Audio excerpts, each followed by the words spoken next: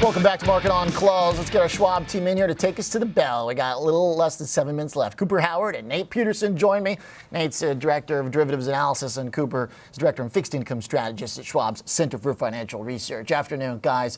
Cooper, let's talk bonds first. The market today in stocks seems to be taking its cue from bonds, which are taking their cue from data this morning. Yeah, so we did get the S&P PMIs out this morning. Showed a little bit on the contractionary side, so I think that's part of the reason why we saw a little bit of a pullback. So maybe a sign that the economy is cooling a little bit more than expected. Granted, it is only one data report, so I think that it's very difficult to kind of consider this a longer term trend. But I think what's happening in the market is that traders are kind of paring back the timing and expectation of when the first Fed rate cut is going to occur. So what I think will also be interesting is seeing what occurs with PCE this Friday, and then even looking ahead to next week with next week's Fed meeting, Oliver. Yeah, blackout period, so we're not going to hear anything, but the market seems to be making its decisions data point by data point. Was that PMI for manufacturing going sub 50 a big deal in your mind, Cooper? Did it change anything in your models and your calculations?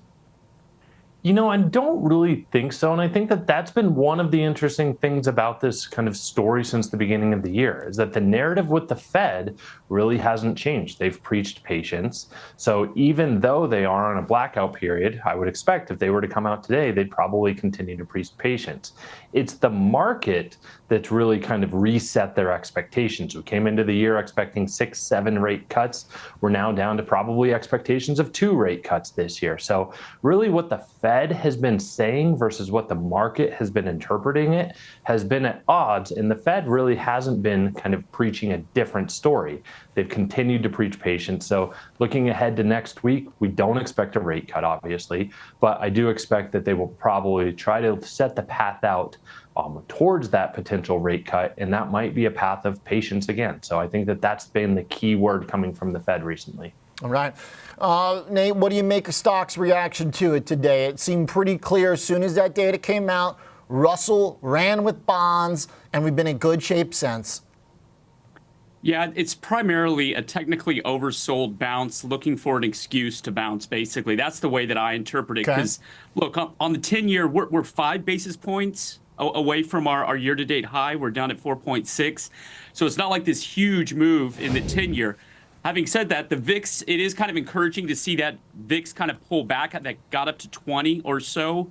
So it's nice to see that move kind of confirm it. Big week for tech, obviously.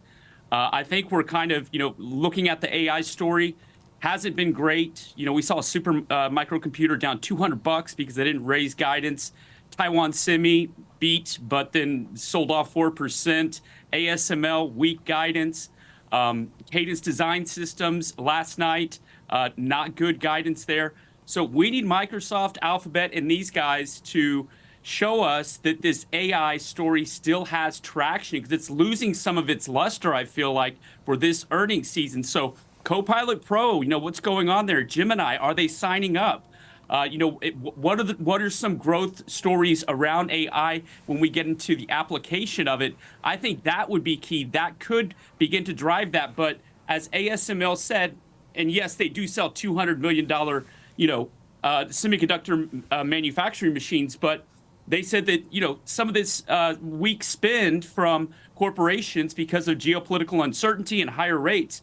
Well, that wasn't the narrative back in February. They said, NVIDIA said we're sold out of chips. We're in early innings. Demand is there, and it's going to be here for several quarters. If we're starting to see that that's not the case, I'm a little bit concerned about technology. I think it's a very good point to focus on the services side of it. The hardware is not a mystery. We know those numbers are going to come in big.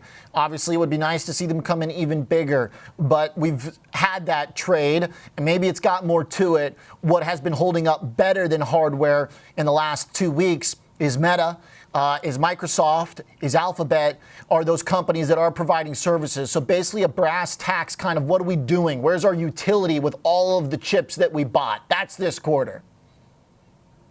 I think so. It might be a little bit early. I mean, there's still kind of, Google has, a 2-month free offer. Copilot Pro, you can do that for a month free. What I'd like to see is if I sign up for one of these services, what's the stickiness? Because maybe there's some novelty to it that you can get people to sign up or to try it, and they can utilize it and be a little bit more productive for a month. But is this something that we need from a month-to-month basis, that where this subscription is going to be really sticky, or is this more of a novelty? Because the main push for this AI investment theme is basically productivity. So if you can buy me time and I pay $20 a month and you're going to save me more than $20, then it begins to tie together all these data points back to the investment cycle, where those corporations that are buying all those chips are able to get ROI. Okay. I think it's a very good point, but it's one that's going to be more resonant tomorrow. Today we've got Tesla, and then we'll get into some of the more AI-centric stuff. But hey, they've got a robo-taxi, so I mean, that's AI too. It's just we've been focused on the software AI as opposed to some of the robots. But that's part of it. All right, thanks, Nate Peterson. Thanks, Cooper Howard. Appreciate it, guys.